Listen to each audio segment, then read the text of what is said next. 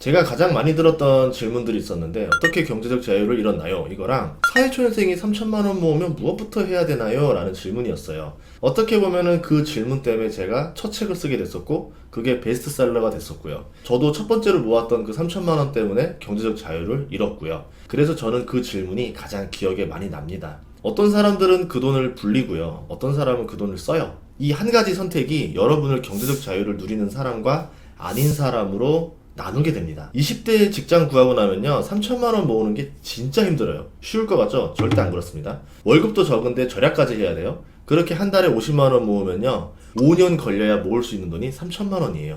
모은 것만 해도 대단한 거예요. 문제는 이 돈을 모으고 나서 대부분 씁니다. 모으는 것까지만 생각하고 불리는 걸 생각하지 못했던 거예요. 저도 차를 좋아했었던 시기라 그때 새 차를 사려고 외제차 딜러를 불렀어요. 3천만 원 모은 다음에. 그때 마침 오랜만에 연락이 온 친구가 있었습니다. 근데 뜬금없이 하는 말이 자만하면 안 되고 겸손해야 되고 라고 말을 하는 거예요. 아 이거 사람의 목소리가 아니구나 싶죠. 그러니까 하필 딜러가 있는데 왜 이런 말을 할까 되게 찝찝하더라고요. 그래서 딜러를 돌려보내고 그 돈을 좀 아껴서 중고차를 샀습니다. 남은 돈은 계속 투자에 올인을 했어요. 그리고 2년 뒤에 그 주식이 엄청나게 올랐어요. 같은 업종의 주식을 몇 개 샀었는데 그때 적게 오른 게 4배 정도였고 많이 오른 건 10배까지 있었으니까 어느 정도 수익이 났는지 여러분들이 예상이 되겠죠. 저는 아직도 그때 그 친구의 전화가 너무 고맙습니다. 만약 그때 제가 외제차를 샀으면 지금의 저는 없었을 거예요. 그래서 그때를 잊지 않기 위해서 지금까지 중고차를 꽤 타고 다녔어요. 제가 가지고 있는 차가 지금도 중고차가 있습니다. 투자에서 가장 중요한 거는요 수익률이 아니라 확률이에요.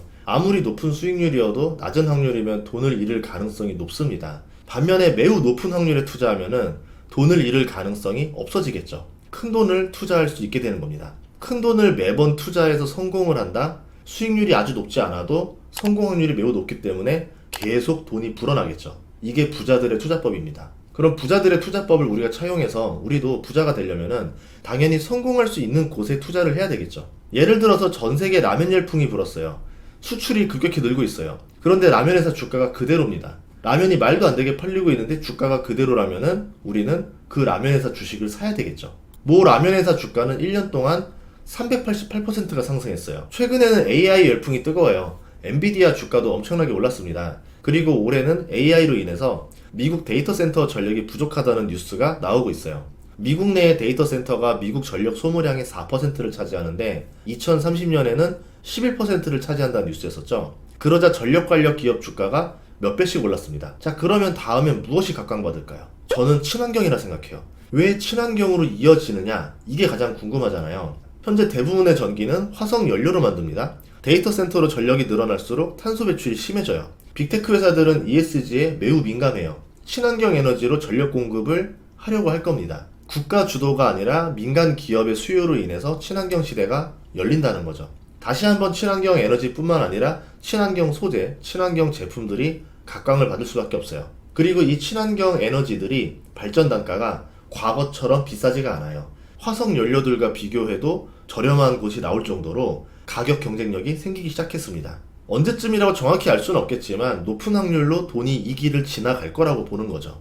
부자들은 이런 식으로 투자를 합니다. 저희 집에 아직도 중고차가 있고 제가 중고차를 산 게 10번이 넘거든요. 처음에는 절약하려고 샀는데 지금은 꼭 그런 이유로 사는 건 아닙니다. 저는 중고차 구입은 친환경을 위해서 우리가 할 수 있는 일이라고 생각을 해요. 중고차는요 환경 오염이 없어요. 10년이면 폐차될 차를 제가 잘 타서 15년, 20년 타면요 그만큼 환경 오염을 줄이게 되는 거예요. 저는 돈을 절약해서 좋고 차는 수명이 길어져서 좋고 환경을 살릴 수 있어서 좋고 친환경 차를 타는 사람 말고 중고차를 타는 사람에게도 국가가 혜택을 줘야 된다고 저는 생각을 합니다. 그리고 차는 연식이 지날수록 자동차세가 줄어들어요. 그래서 세금적인 절약도 가능해집니다. 제가 하나 더 바라는 게 뭐냐면은 중고차도 친환경인데 공영주차장 할인 같은 제도가 있으면 참 좋겠다. 그럼 더 많은 사람들이 중고차를 더 선호할 거고 더 환경을 살릴 수 있지 않을까 이렇게 생각을 합니다. 중고차의 장점 또 하나는요 투자 실력을 길러줘요.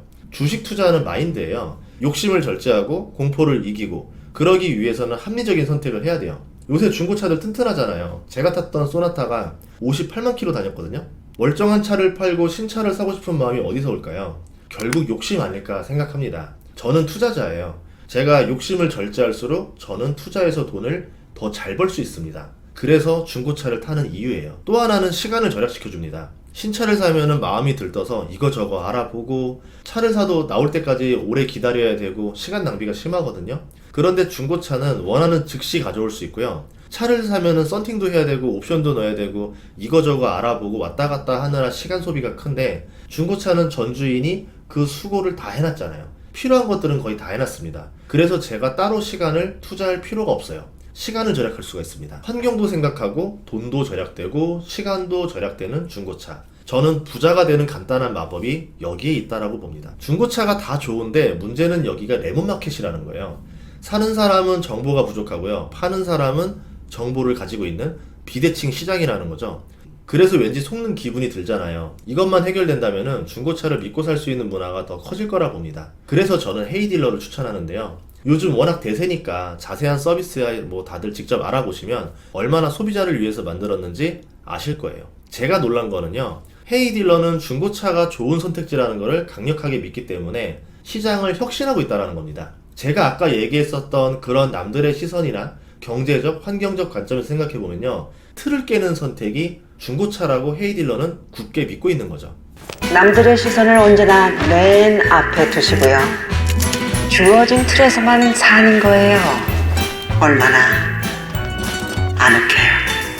그리고 그 속에서 가장 적당해 보이는 것을 선택해 사는 거예요. 싫은데?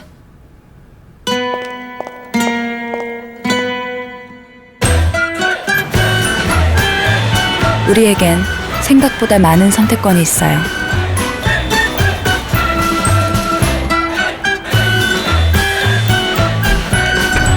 중고차 새로 고침 헤이딜러.